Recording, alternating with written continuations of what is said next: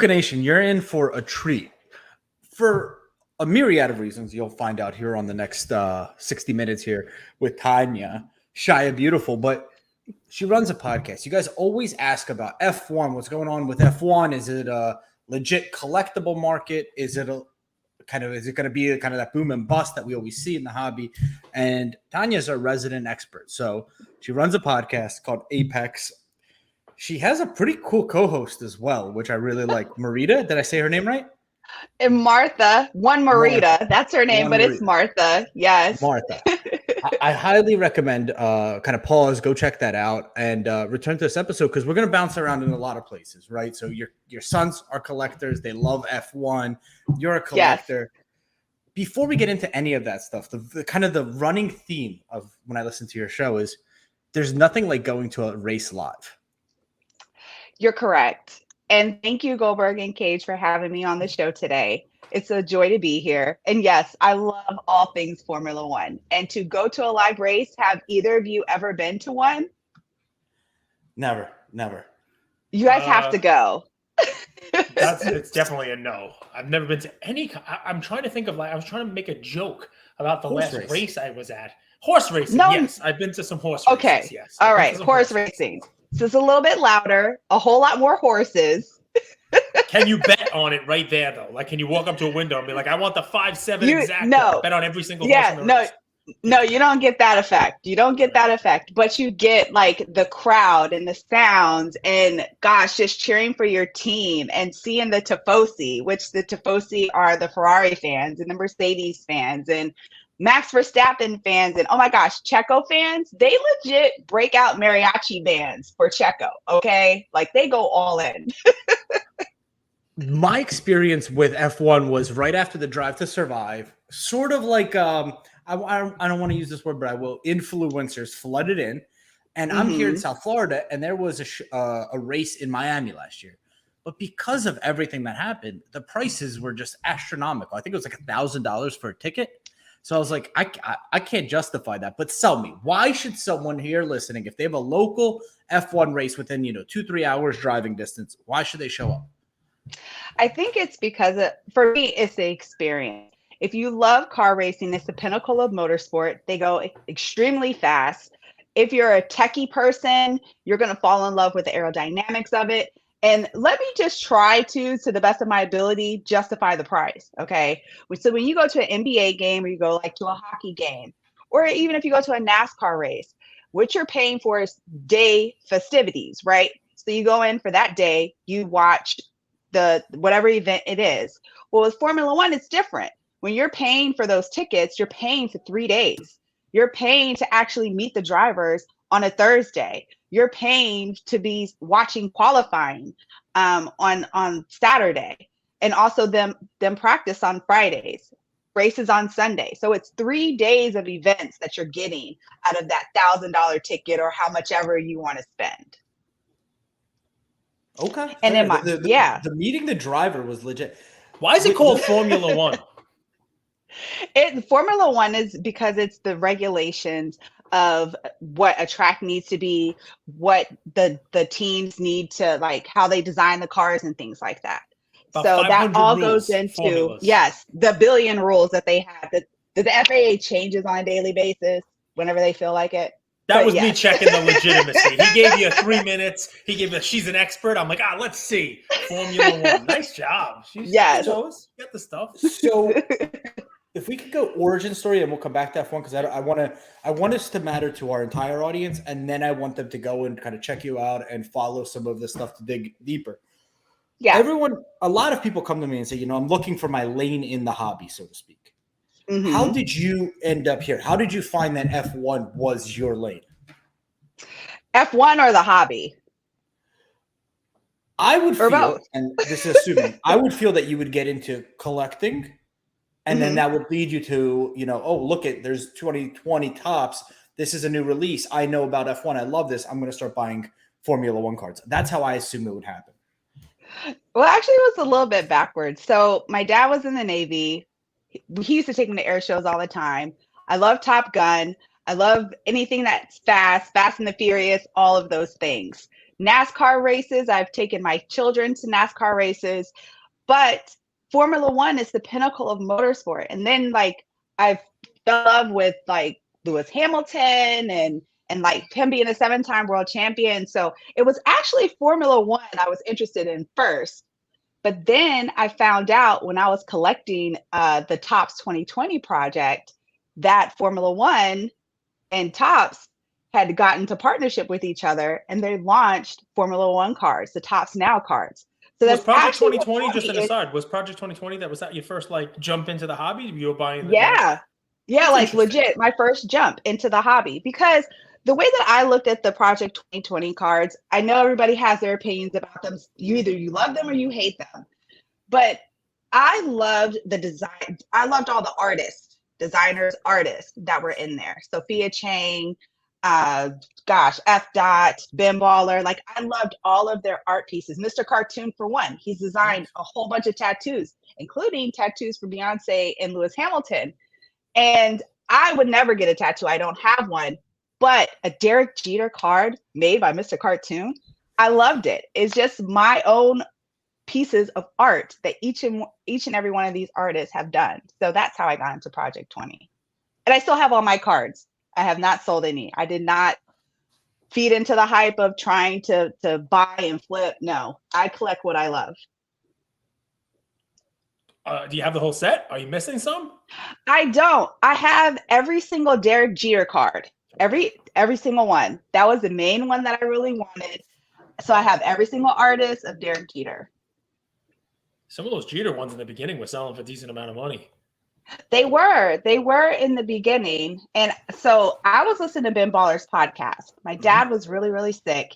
And Ben Baller started a podcast and he kept talking about his card because he was the first artist to launch a card in that series.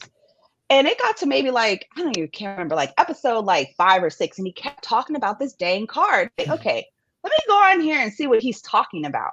So when I looked at his card, I started looking, I saw the list of like all the artists like Don C. And then I saw like a Cal Ripken card. And I used to live in Baltimore. Cal Ripken is like everywhere in Baltimore. So when I started looking at like the artists, started looking at cards, that is what sold me for sure. So we talked about this yesterday. It's an interesting topic. Not yesterday, it was maybe last week, Cage. Remember, it was like when you entered the hobby will color your outlook. Yep. I'm curious, like if we could get like a peek inside your mind, like coming in during Project 2020, that could leave some people really scarred, being like, this was kind of crazy. These cards were like a few dollars, then they shot up like hundreds of dollars and they came back down. How do you now 2 years later look back, 3 years later, look back at that and kind of color that experience as a collector? Yeah, I mean, it seems like so long ago, right? When we were all stuck in our houses and we had to face our families 24/7, right? But the way that I think about it is I look at the community, all the people that I met. When I was in Clubhouse and it was just me and my kids and my mom, because my mom was here with me in lockdown, I was able to meet people from all around the world and learn. I actually became a student to each and every one of those people that were in that room talking about the hobby, because I didn't know about diversified assets. I didn't know about, the 1986 Jordan Fleer. I didn't know about any of that. So I literally got a crash course in the hobby those first few months of COVID. So to me, it added. And just for the outlook on the way that I collect cards, I'm always going to collect what I love. I never entered into it to turn a profit, anything like that. The first project, what was it? The Topps Chrome cards that came out. My sister bought me that box for my birthday. I said, look, I only want one box. I don't care what's in it. It's Formula One. It's the very first Topps Chrome. And, the gods were shining down, and my dad literally was shining down on me because I ended up with the auto Lewis Hamilton. Wow. Stop it. 38 That's out of 58. Incredible. Whoa. Do you remember, Yeah. Cage, at the first National when Lou and Sasha Tamanon were like scouring the entire floor to look for Topps F1 cards? Do you remember this hype? Yep. Well, I mean, listen, here's the takeaway that I get from this. And I know Fanatics listens to us, even though I'm the only person that asked them real questions and not softballs. You want the softballs, go on sports card nonsense. So here's the fun stuff, right? So if you listen to what just happened there, I've always said that Project 2020 would be taught in business courses for, master's degrees at schools like Wharton and Harvard School of Business, Kennedy School, because of just the craziness that was all wrapped into that couple of months. The people who were coming in, the prospecting, the supply and demand, then the returns. Are you offering to teach the classes? I'll teach the class 100%. No, but think about it for a second, though. So you said, hey, we wonder about how people come in and how that's going to color their hobby. Well, Tanya came in at a difficult time, and at a time where, where somebody could have been soured to the entire experience. But I think that the lesson learned there is you got to go after the people who came in for the right reason. She wasn't buying Topps 2020, Project 2020 for the flip. She was buying it for the artwork. She was buying it for the artist. She was buying it because this artist did a tattoo on Beyonce. This artist, I listened to Ben Baller's podcast and he was talking about this. I got to get in this. Plus, I'm a Derek Jeter fan, so I'm going to buy all 20 of the Derek Jeter cards that are out there, and I'm going to hang on to F-Dots, and I'm going to hang on to, Ermsey and whoever it is, and I got them all. And I'm not mad at it. Yeah, I could have sold, but I didn't get into it for the flip. I didn't get into it to sell it. I got into it because I wanted to collect. And that's who we should be targeting, because look what happened. Then she was immersed in the hobby, researched, wanted to know what was so great about the 86 Fleer, and then married the fandom with the collection and said, I'm an F1 fan. My sibling is going to go out and buy me a box of cards. But here's where what I was trying to say to Ben Taylor, SVP of marketing, where it matters. You can market great. You can bring that fan in. But if they open up a box of trash, they're not going to like it. If Tanya opened up the box, now it's not about the hit. It's not about the hit. Control that there's a Lewis Hamilton auto case. But it's not about the hit, right? So if Tanya opened that box, those were cool boxes, and they didn't get killer on the price in the very beginning. And even if she didn't hit a Lewis Hamilton autograph, there were car cards, there were, helmet SPs, there were different kind of cards. It was a new product. It was a cool product. It was launched the right way, and it was limited enough that the F1 fans, who were the only ones who really were into it at the time, got their money's worth, even if you didn't hit a Lewis Hamilton. Don't misinterpret what I'm saying. You get new people in, so you better get a great hit. No, it's not about the value of the box. It's about the product itself. Double lucky, they got a fan for life. She got an auto out of 58 of Lewis Hamilton. Yes. She's in. That's it. Start a podcast. Show my Lewis, and we're done. Am I fairly kind of characterizing your You are. story? Okay. Spot on, Cage. And you're right. If I would not pull that Lewis Hamilton card, I would have been just as happy with a Sebastian Vettel. I would have been just as happy with a Esteban Ocon, a Pierre Gasly, a Kimi Raikkonen. And I still, even now to this day, like when I look at the landscape of the hobby and I look at the cards that many collectors are trying to score, it's usually the Max Verstappens or the Lewis Hamiltons. And I remember I was in a room not too long ago and I said, gosh, well, actually last year, Sebastian Vettel is, oh my gosh, he is like one of the most remarkable drivers in Formula One. And he retired last year. And I'm like, gosh, Sebastian Vettel's cards were so underrated. Kimi Raikkonen's cards were so underrated. And you're talking about world champions here. Yep. Fernando Alonso at the Bahrain GP, he scored his 99th podium. Great race. Yes, great race for him. I mean, he got a little lucky in that race actually with one of the Ferraris. That was actually podium ready. One of the Ferraris, couldn't finish the race, so he was able to sneak up. But he moved up. What did he move up? Five spots, I think, Alonso. I mean, he moved up. Oh gosh, he started. I think he started in fifth. Yeah, he started in fifth, and I think he moved up into three. Good battle towards the end with Lewis Hamilton. He passed Hamilton. It was a nice. Yes, it was painful for me to watch. Okay, because they used to be on the same team. Yes, that's what made it fun. Yes. And Andrew, I've never been to a race in person, but just watching that on TV, which I did watch it live while it was going on. it's cool because Alonso was the opposite with his pit on the radio than like Verstappen. Verstappen's very like robotic and very like, what are you guys doing? And the DRS isn't working and blah, blah, blah. And Alonso's like, yeah, he's like, yeah, we passed him. Like, he's like all happy and, he's cheering and, it's fun to watch. But yeah. That's Tanya, a veteran. Who do you, so the one thing I learned is Verstappen's kind of a jerk to his crew. I will say this, there are a lot of people that do not like him, not their favorite, but they're usually Lewis Hamilton fans. And there's a lot of Max Verstappen fans that don't like Lewis Hamilton because they're Max Verstappen fans. So I would just say that he is a 2-time world champion. The first one was a little sketchy. In my opinion, I'm biased. I'm a Mercedes fan. But that stellar drive that he did last year, I mean, he deserved to walk away with the championship. And as for the first race in Bahrain, he drove a stellar drive. The car is doing exactly what it's supposed to be doing. The team is working the way that it needs to work. Where there are some other teams, no chance. The Red Bull car is set up so good. It's set up so good. Yeah, but they have reliability issues, as you can see, right? That they have to work on. But Fred Vasseur, he stepped in to take over Ferrari as team principal. So we'll have to see how he's going to be able to iron out those kinks. Mercedes, they definitely know what time it is. They wrote a letter to us fans basically saying, yes, we understand that you guys are just a bit upset because the car was not performing. And they so take that to heart. And I can really attest to that. When we were in Miami, Martha and I had a chance to meet Lewis Hamilton's engineer, the gentleman that Lewis Hamilton speaks to, Bono. And they did not do so well at the Miami GP. And when we met him, he was not smiling.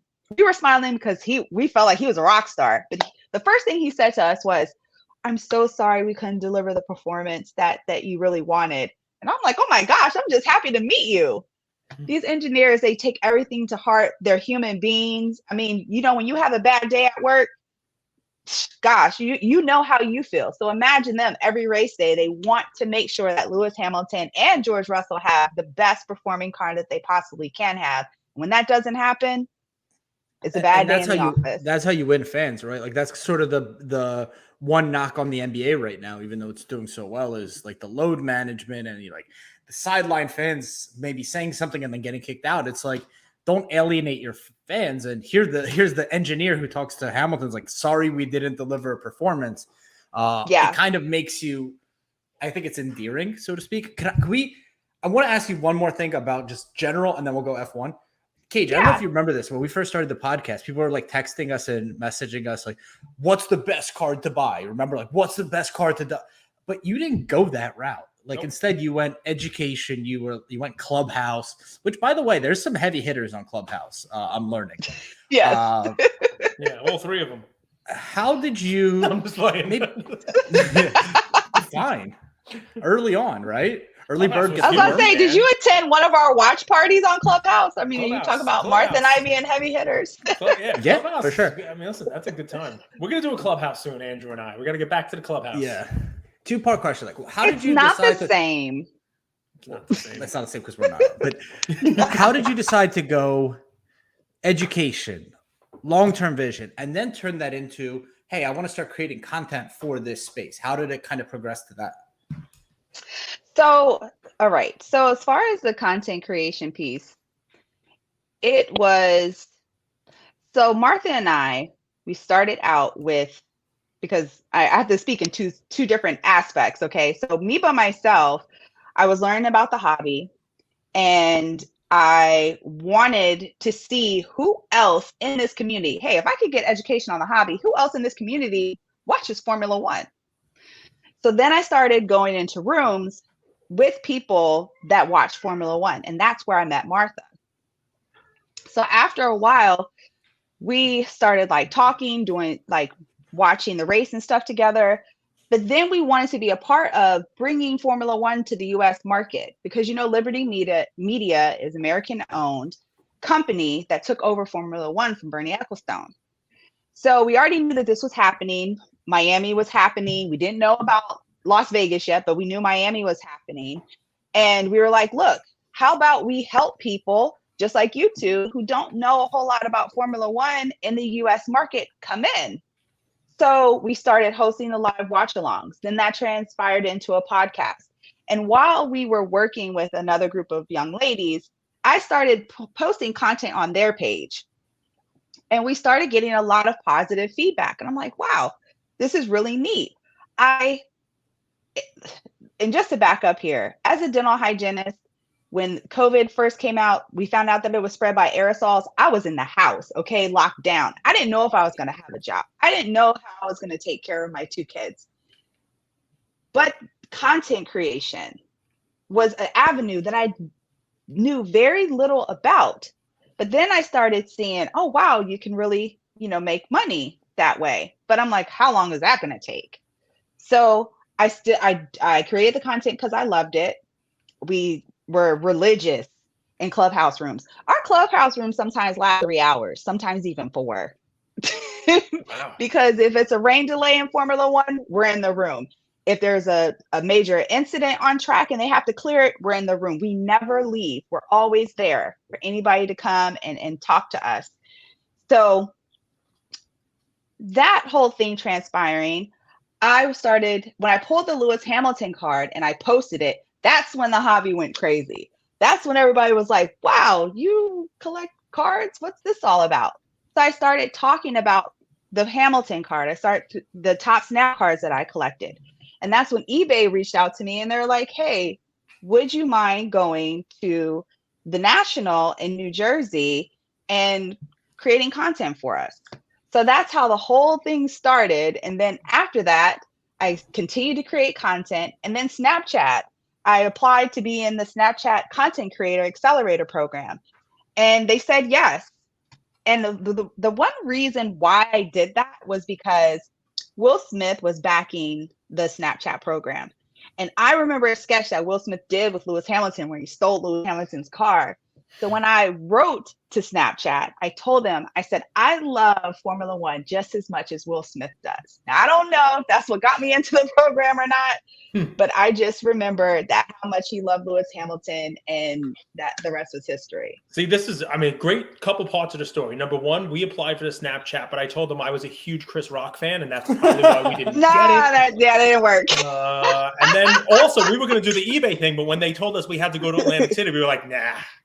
Why? Atlantic City. I'll stay away from. I'm never going back to Atlantic City. It's come up. Yeah, it's come down. Terrible. Are you happy? I'm looking forward to Cleveland after that. That's how bad Atlantic City is.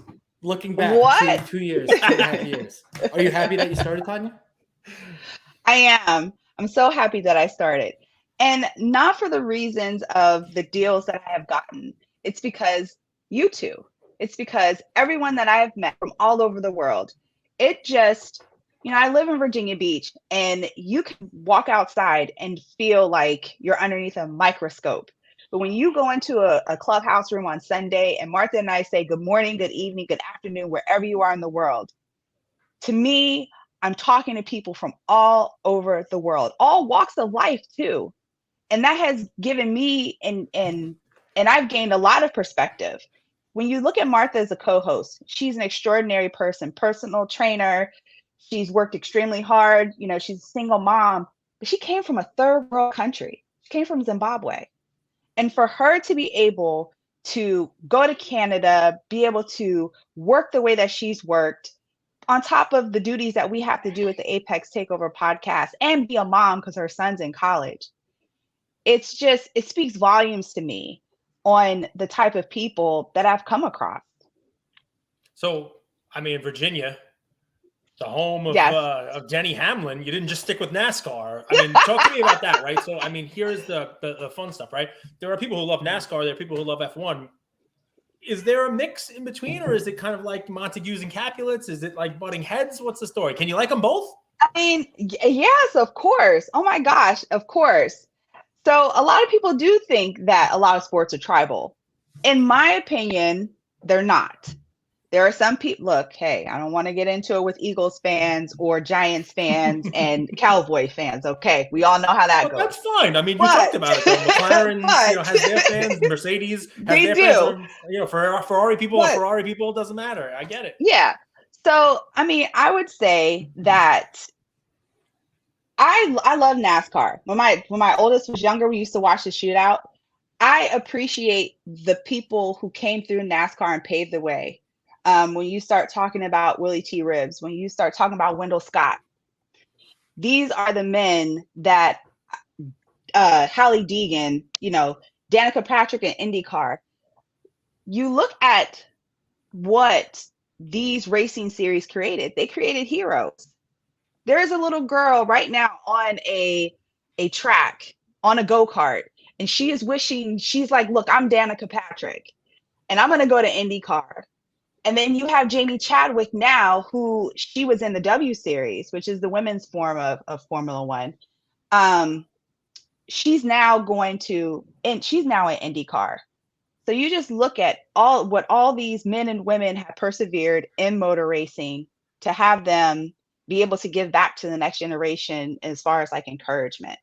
So I respect, gosh, IndyCar, NASCAR, IMSA, Formula One, you name it. Because a lot of these Formula One drivers now are starting to go into different racing series. Kimi Räikkönen, he's going to NASCAR.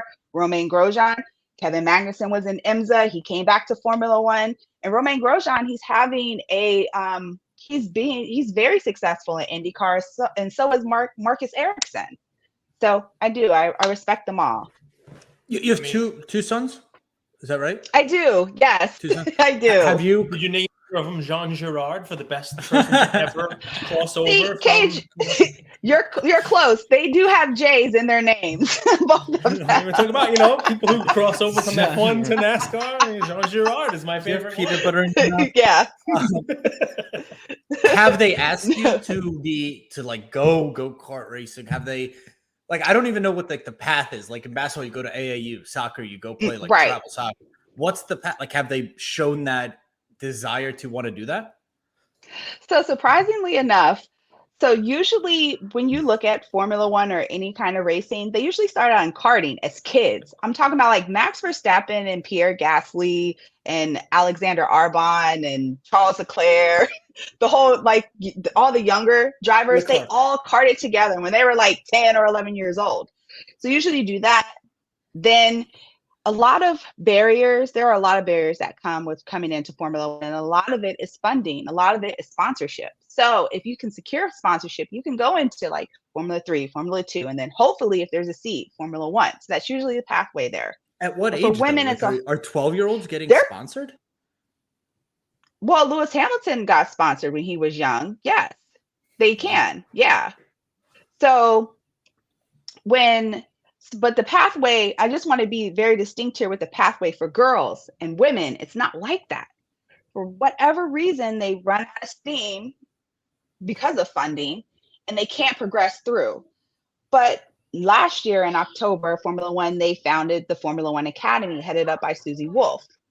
And that is supposedly going to have secure a pathway for women to be able to get into Formula One. Now, it's fresh out the box, so we don't know how long it's going to be, what's going to happen. But oftentimes, women, they would have to go through karting. And there's so many other racing series that they can go to. Like Haley Deegan's in the truck series, right? Exactly.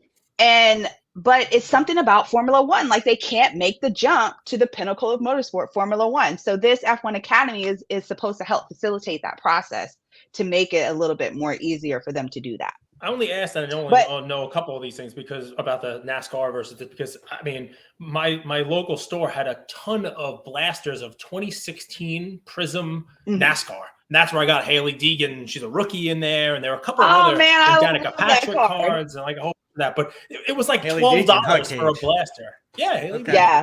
Haley Deegan, she's badass for sure. For sure. Yeah, man. So as far as my I can go kids, get them. I got them graded. I sent them in. Well, I want to see the Hallie Deegan one because I so love her. She's awesome. Yeah, Hallie Deegan. So and, I mean, my Danica kids. Patrick's in it. Sorry. Oh, sorry. It's okay. So my kids, because I want to answer the second part of your question. So my children, So my oldest one, he's 22 now. His 10th birthday was a karting birthday. I paid for all the kids to go karting. Okay, so go. he did it, but That's awesome. trust me, I'm a single mom. I don't have money to be able for him to be able to progress through karting back then. Now my youngest one, if you look at my Instagram or the Apex Takeover Instagram, I bought him a McLaren go-kart for Christmas.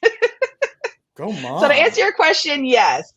Thank you, Both eBay. of them love, yes. Thank you, Will Smith and Snapchat. Sam's. Yes, them too, and Sam's Club. But yeah. So both of them, they love to be behind the wheel. Tanya, tomorrow, I say I have all the funding in the world. We sold Lucas Tiger's bronze. We made all this money. I want to go all in, and I'm going to make Tanya CEO of our race team. Let's do it. Do we recruit, some of the best young talent out there and say, come on over? Do we invest in our car first? What are our first moves? Oh my gosh. Well, you have to ask Andretti because he's trying to come in and they will not let him. So it depends on what racing series that you're talking about. Because Formula One, you're gonna have Andretti in. They won't let Mario Andretti into the. Even though he used to race. Cluster. Man. It's a cluster, and Ford's coming in a couple of years too. So y'all look forward to that. They're going to be partnering with Red Bull. That's going to be interesting. Ford's coming back in. Yes, Ford's coming back in. That's it. That'll bring me back in. I'm a little. See, they're trying to do it right. But why not? Do we go to man? The Le Mans, the 24 hours of Le Mans. That's Ford versus Ferrari. I watched it with my son the other night. Let's go. So do we go to Elon and say, hey, Elon, look, all your competition is getting into F1. Do you want to, work with us with the Tesla factory and build? We're going to need all Elon's money because it is very expensive. It was going to be very expensive. So, I mean, once you break down like the people from Formula One, the other teams, because they were basically blocking Andretti to come in. I mean, if we can get past them, then it's like, gosh, you have to hire a lot of people that are very, very smart that's able to engineer those cars because, yes, you can have a Lewis Hamilton, but if your car doesn't perform, then you're not going to go anywhere, as Haas, the other American team. So it's a lot. That's a lot of money, you have too. to think about Formula, engine. Get it, right? That's what I'm saying. That's why we need Elon Musk's money because, I mean, even I don't know, not in anybody's pockets, but it costs a hefty amount to be able to be in Formula One.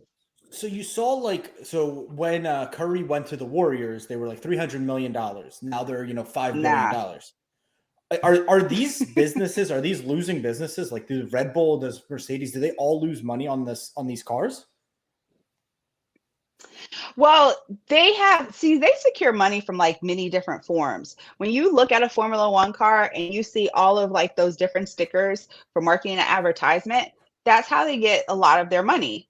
And the team principals, they have to be very strategic in the partnerships in which they take. Because some of them are lucrative. Like when you look at Red Bull's car, they have the Hard Rock Stadium, they have Cash App, they have Oracle, and those companies are saying, yes, we want to pay to have our stuff on your car, just like NASCAR. So Mobile One, but when Kelso, you have companies, Tezos, yes. Oh yeah, that's the old car. Now they have the Hard Rock Stadium on the Hard Rock on their car now. But yes, all of those are dollar signs. Every single advertisement that you see on that car is dollar signs. So even if we have Elon Musk's money, we might need to get Jeff Bezos money to be able to put some stickers on the car to provide funding. Because it's a lot of technology. Technology costs money. It's a lot of technology that goes into these cars that, I mean, can easily evaporate a budget.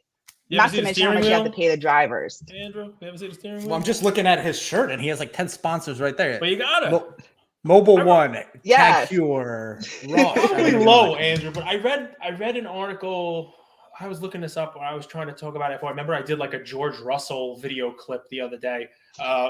Last year now, so forget about the other day. Yeah. And it was like $150 to $200 million spent on the car alone during the season. That's not the driver. It's not all. I mean, it's like with the tech that goes in the car, with building the car. I mean, they spend thousands of dollars just on gas during the race. You know what I mean? Like, well, I mean, they do, but not as much as they used to because it's a hybrid era. So now they use the braking and stuff to recharge the battery. So now that's they probably spend less. But the oils and stuff that they put in the cars are top tier. But then, like I said, it's just a lot of the technology that goes into it. I mean, a lot of the technology that goes into Formula One cars translates into the cars that we drive today. So it is like a science experiment on wheels. Like, that's the reason why I love it. I love all the technical aspects about it. And then marketing too. So McLaren this year, they have marketing that is like digital marketing that's like running over like the side of the car versus just the regular stickers. So they're always trying to push the envelope and do something new. I got a fun one for Tanya. Companies. Yeah. People listening to this who haven't got into to F1, haven't got into cards, right? If they wanted to start, all right, give me kind of like it's so weird. You're ShiyaBeautiful. I got Andrew Beautiful and just ugly old Cage over here, but I'm just gonna call you Tanya. So it's would you tell somebody before you spend the money on the cards, make sure you enjoy it, make sure you watch some races, get immersed in it, make sure you're a fan of a certain, racer. Would you tell them that, before I did a podcast, Andrew's like, you need to go and watch 1,000 hours of podcasts and know that this is something you want to do. I'm not wasting my time with you. He gave me like homework. Like, what kind of homework would it be? Would it be like watch a certain race? Would it be this? And then assuming they do that homework and they get through it 2-part, where do you tell them to start?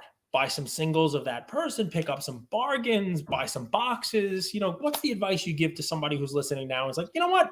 She makes a great case for F1. I think I want to buy some F1 cards. I want to get into it. I would say, because I'm a lover of the sport, fall in love with the sport first. Because there's 10 teams. There's 10 teams. In each one of those teams, there are 2 drivers. So there are 20 people or teams that you can fall in love with, okay? So I would say, do your research there. Hey, start with Drive to Survive. Drive to Survive is an introduction of, and what I liked about it, because there are a lot of people that don't like it, but what I liked about it is that it gets into exactly who Daniel Ricciardo is, who Max Verstappen is, who Lewis Hamilton is, And once you find a driver like, hey, no, I really like that Lando Norris, then you can go and you can say, I want a Lando Norris card. Or you can say, look, I'm Team Tifosi. I can't have a Ferrari, but I like Ferrari. And then you can just go pick up a Ferrari card. So I think that you should educate yourself.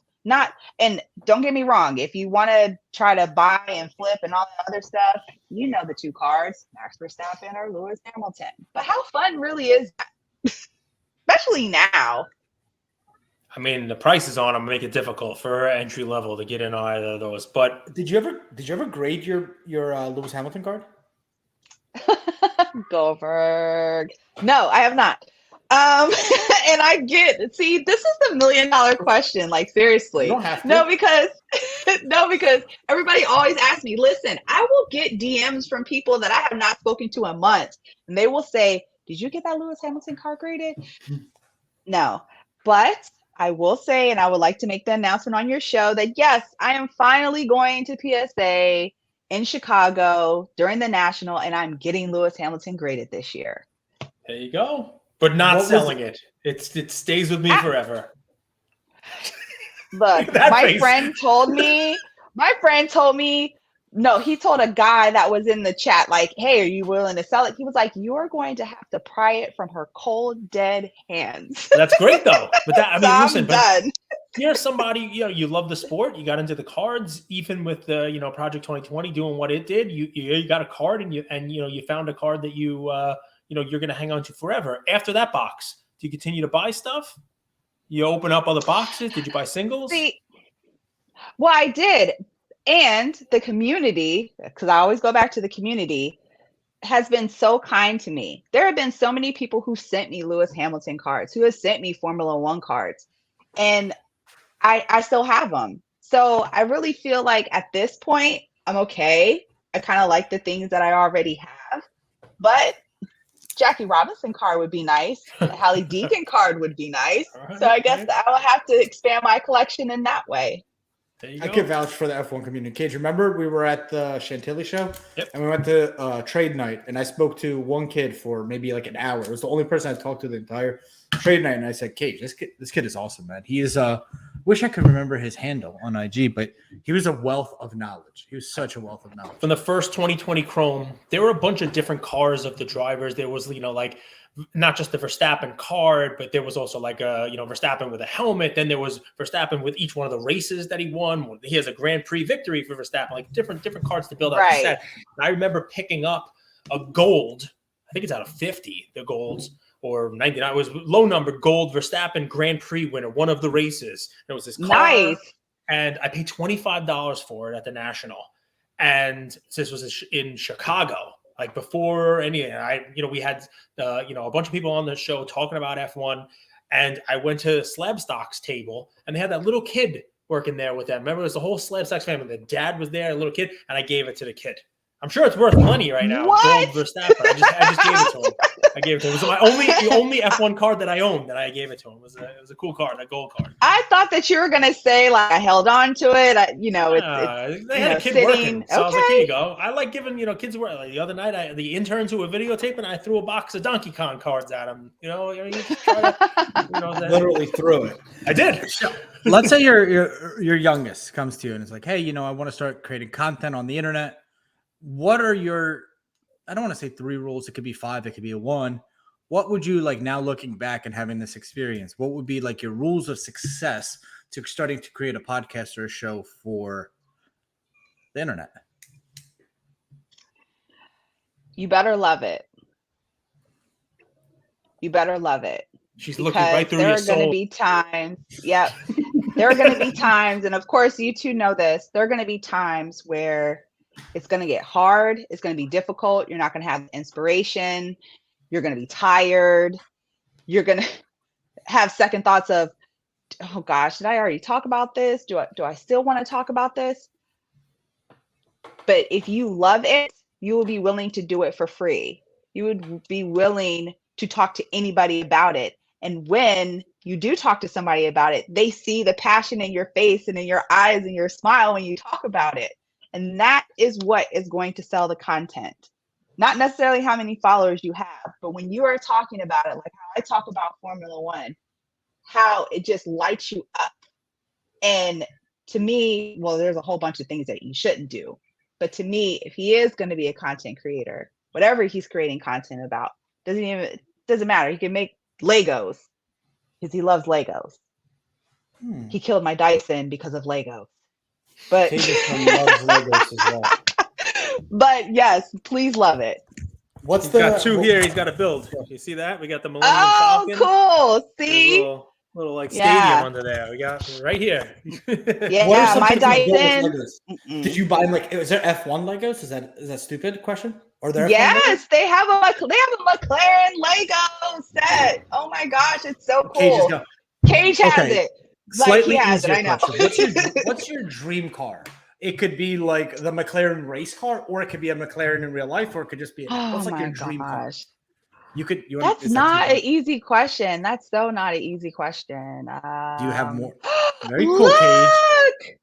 Yeah, Cage is 44 and he still plays with toys. Look, it's okay. No, those are Legos. That's different. I love it. Toys. There you go. How long did it take you to do that, Cage? This is Ian. 44 years. It was an afternoon. My son did this one afternoon. Interesting. Yeah. Mercedes has one too, by the way. We almost bought a Ferrari. The other night he's like, I don't know if I want a Ferrari. There's a Porsche 911. I took a picture of a couple of them. So I told him, I said, listen, before we buy more, he's got the Camp Nou. I'm going to say it wrong. The Barca Stadium. Okay. You say new, but you can't say Barca. Camp new, Camp Old, right? Camp Now. He's got the Millennium Falcon to build. He's in the middle of building all kind. I don't know. He's got too much. I told him you got to finish. Oh, I love them in the Millennium Falcon. So he's like straight Mando. Yeah. And Grogu. Oh my gosh. I mean, I got a Black Panther. The Razor Crest. Did you get the Razor Crest? Yeah, he built that. Oh gosh, that's awesome. Let's He try built to the use Eiffel English Tower is for our taller than him. audience. Oh, I'm sorry. I'm sorry. We can't say the Razor Crest. Well, so this is the reason why I don't have a Dyson anymore, because I have a 7-year-old, and I was like, he built Legos and then he vacuumed them up. No, he actually opened up the Dyson and stuck the Legos in there. And then when I went to vacuum, it wasn't. Look, and Dyson, they pride themselves on it never loses suction, right? So I was like, why is my vacuum cleaner losing suction? So I open it up and out comes a whole crap load of Legos. Oh, he was in trouble. I'm not going to let so you. RIP to the Dyson. Dream car? What is your dream car? Oh my goodness. So dream car. It's so hard. I'm a mom, so I'm gonna have to keep it pimping with a G-Wagon. I want a G-Wagon. I want a G. Okay, a little bit Mercedes, like right? white, Benz. white. Yes. Lewis Hamilton keeping it Mercedes brand. LA, loyalty. yes. I like LH44. I like it. For Top Gun Maverick or the original? What's better? The original. The original. There's agree. nothing like Val Kilmer when he had on the glasses and he was holding the award and he had that hair. Oh my gosh, Val Kilmer. You like the heel. You like I had a thing for the Iceman. So I know exactly what she's talking about. Andrew likes Slider. It's weird. You like Slider? What? Yeah. No, Iceman all day long. Yeah, he's more of the Slider. That's his personality. Today you posted Race Week, right? It's Race Week in yes. F1. What does that mean? And as season's kicking off, what should people look out for? So it's time to gear up for the party, mister. That's what Race Week means. We are going to Jeddah, which is a high-speed track.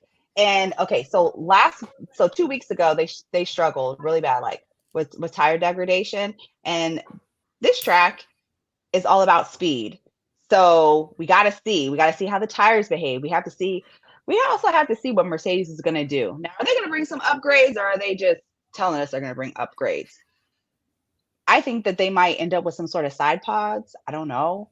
But that is what Race Week all entails. We are looking forward to what are the cars going to look like? How are they going to perform?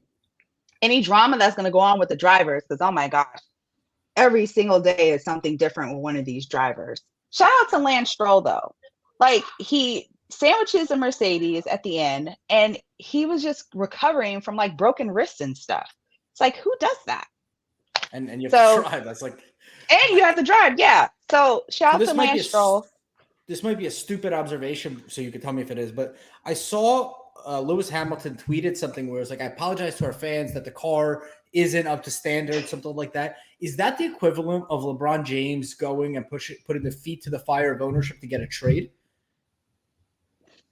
No. Like you have to improve the car is the way I interpreted that. If you're going to give me a chance to win, you got to improve in that aspect, yes, Goldberg. In that aspect, yes. You can, if you could put Lewis Hamilton in a very poor performing car, but he's not going to win championships. There are 2 championships that are in play. There's the Constructors' Championship, and that is where car 1 and 2 of the same team where they finish throughout the year. Their points are combined, and that's how you win the Constructors' Championship. Now, there's Drivers' Championships, is where the driver finishes at the end of the year after all the points are accumulated through every single GP that they participated in. And in the case of Lewis Hamilton, we want him in a very good performing car because we want him to be 8-time world champion. That's what we want. And as you can see, he did his best to defend Fernando Alonso. He did, but he couldn't because he didn't have the machinery. And like you said, with him making that comment, with Mercedes coming out with the statement that they did towards the fans, they know that where they developed the car is lacking. So it's not just driver and machine. All those beautiful minds that are at those factories, they all have to come together and they have to design something that's wonderful and amazing, like the damn Red Bull car. It's truly the ultimate team sport. It's like the people in the lab, the driver. Cage, what did you tell me? How fast did it take all 4 tires off and put them back on? How fast did pit stop? I don't know. Do they have 1.82 seconds. What? It's very Yes. Yes. It doesn't even I'll make be posting sense. a video. It's Yeah. like a Go Cars look out for joke, my like video. Pixar, but she was too Yeah, fast. no, I have a video talking about Red Bull, and their fastest pit stop is 1.82 seconds. Yes. And the longest pit stop is Valtteri Bottas of Mercedes, because they tried to take the tire off and they couldn't. They had to ship it back to the factory to get the damn tire off. That's embarrassing. That's so bad. You have one job to do. Cage, unless you have any final questions, Tanya, can you tell people, I know I mentioned in the beginning, but like where they could find you and follow you? Yeah, sure. Cage, you have anything else for me? You want to show me the No, I razor mean, press? listen, they got to get the bounce in under control. So I don't know. I think it's gonna be a long season for you in Mercedes. I mean, They put hydraulics in the car by accident? No. I mean, we can get No. Tanya. Explain to them what porpoising is and how a Mercedes team is. So last year when they came out with the new regulations, so porpoising is them bouncing back and forth, Yep. and it is Like the because yes, and it's because they have to run a lot of they want downforce to be able to stick to the track to be able to go faster.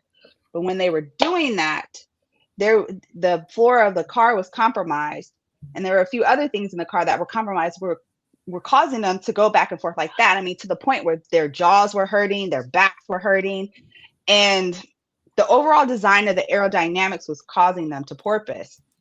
Red Bull, they got it right after they did the testing. So all of them pretty much started out, some people were porpoising worse than others, but Mercedes, like, they just had it really, really bad. But as the races progressed, a lot of the other teams got a handle on it faster, where Mercedes didn't. And that's what you see in Drive to Survive. Total Wolf, like, losing his shit. But this year, I feel like they did get the porpoising under control, Cage. I don't think that it's as bad, but it's being able to make it a rocket ship.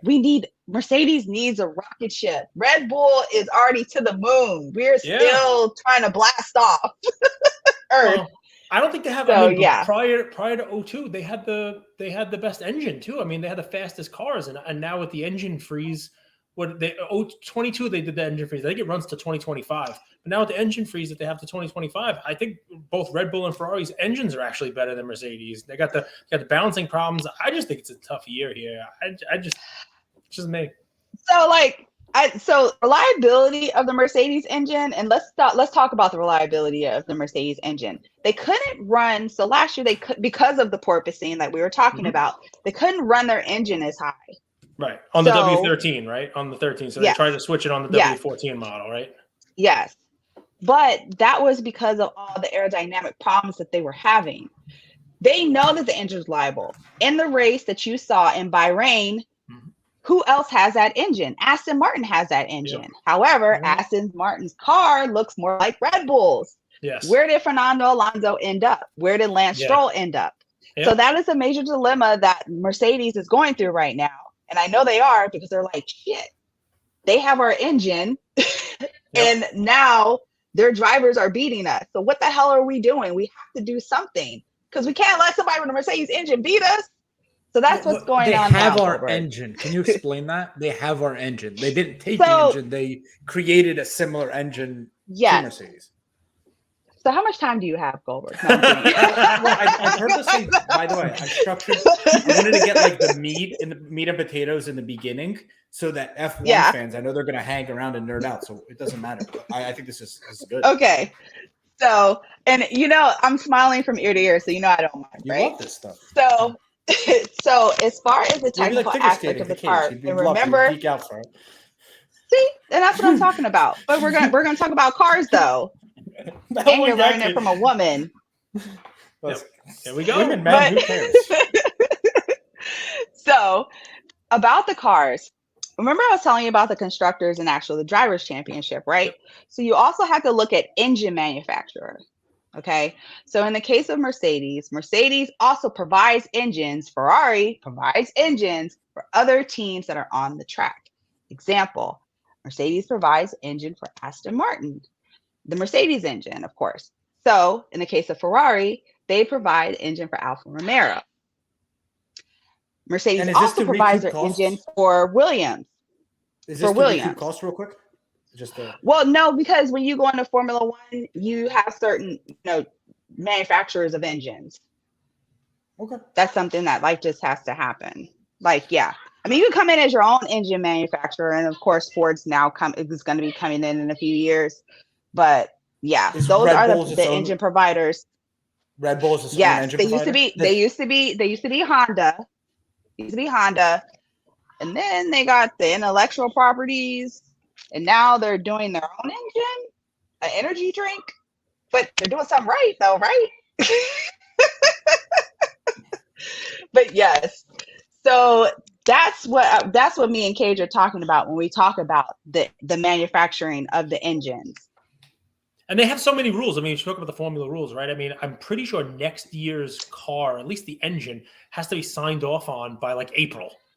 So, like, I don't know the exact time frame, but yes, that window is closing on the engine. And then also to Goldberg, like before the cost cap, now they have only a certain amount of money that they can spend for development and everything else.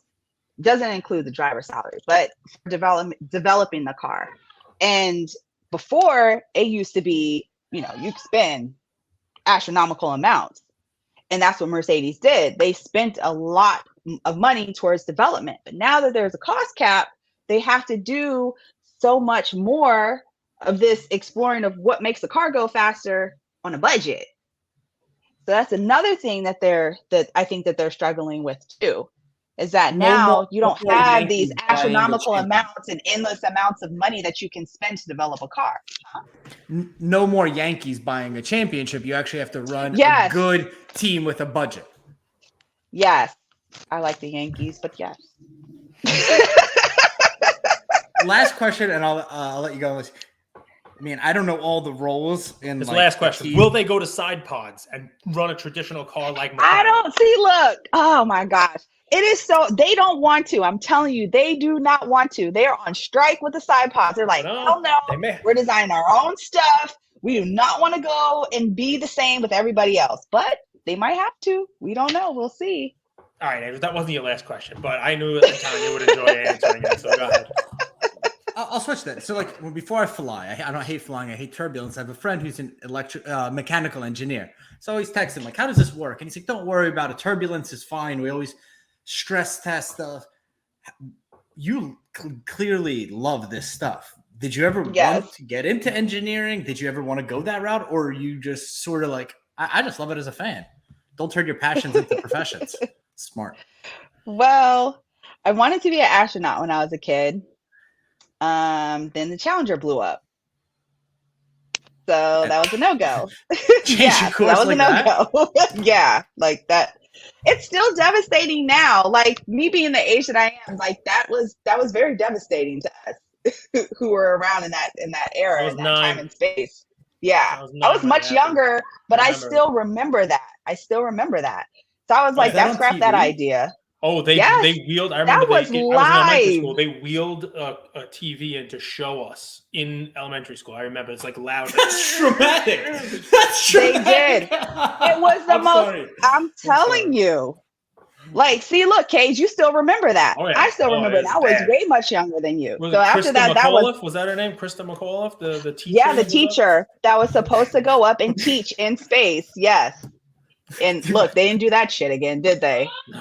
No, they did not. Next is going to be a dental hygienist. They're bringing him up to the Universal Space Station, right? They can bring up. Look, now let's be clear here. Elon Musk has something going on with SpaceX, so I'll go. That seems pretty reliable. But you would still go to space? You would still go? I look on Elon Musk. Yeah, on SpaceX, I would. Did you see how they land? Let me tell you, the mistake you made was partnering with eBay. Should have went with Whatnot, and you could have been in space already. Are they sending people to space? Yeah, I need to sign up if they are. Last year, I think, right? Wasn't it Andrew to the moon? Right? It was like the Whatnot to the moon promotion. They were like sending people out of space. Oh gosh! I'm pretty sure people wanted them. Like, I'm not going to daggone. Cage, it might have been on. Are you sure they weren't talking about Dogecoin? They're talking about Dogecoin. Maybe Doja Cat. I don't know. That's what they were talking about. Yeah, one of the yeah, something. I don't know. But yeah, so no, that's So yeah, me being an astronaut, I really wanted to do that until I saw Challenger blow up. And then no, I wanted to go into dentistry. I love it. I love going to work in scrubs and educating people. And I started out as a dental assistant too. So, and I had my kid like when I was really young. I was like 18 years old when I had my kid. So it was like, look, I have to do something that's going to be able to make money and then I don't have to go to school for a long time. So That you can't be could do an expensive. entire Three comedy act weeks. about the dental hygienist because they do all of the work. Oh. The dentists, they collect the money and they send their kids to the private riding academies. But dental hygienist does everything. Dentist comes and says, "Oh, hi, you can make your appointment over there." And Tanya did everything. Everything's okay. You do all of it. Dental hygienist is the actual worker in the office. So Thank you. I so appreciate that for the shout out to all the dental hygienists out there because he is right. 100%. Take it home. Tanya, where can people find you online and what's the next show you'll be at? So people can find me online, ShiyaBeautiful on Instagram, ShiyaBeautiful instead of the L1 on Snapchat, and also TikTok, ShiyaBeautiful, the Apex Takeover with Martha and I. We will be in Clubhouse this Sunday, 1 p.m. Eastern Standard Time. If you don't have the app, download it. You can also get on your PC too. Tap in with us. We love to hear everybody's theories, thoughts on Formula One, and we love everyone. If you don't know anything about Formula One, if you're an expert on Formula One, please come to our room because we want to hear from you. Love it. And you're definitely going to be at the National. Any shows Yes, before that? I am. I'm going to be at the National. I'm going to South by Southwest tomorrow, but that doesn't have anything to do with cards. But they are going to have a few panels regarding Formula One. So that's the reason why I'm going. And yeah, so I'm just looking forward to National. Oh, going to be at the Miami GP. I am going there. And hopefully Las Vegas. Viva Las Vegas. There you go. Let's go. Highly recommend following, interacting. ShiyaBeautiful. Tanya, thank you for your time today. Luca Nation, Thank I you hope for you enjoyed having it. me. Yes, absolutely. Anytime. With nearly 40 years as the most trusted resource for collectors, dating back to the first Beckett magazine in 1984, Beckett has been the brand that bridges generations of the hobby. We're happy to be partnering with Beckett and look forward to keeping you all updated on the big things happening at the company in 2023. Beckett. It's the name you know and the name you can trust.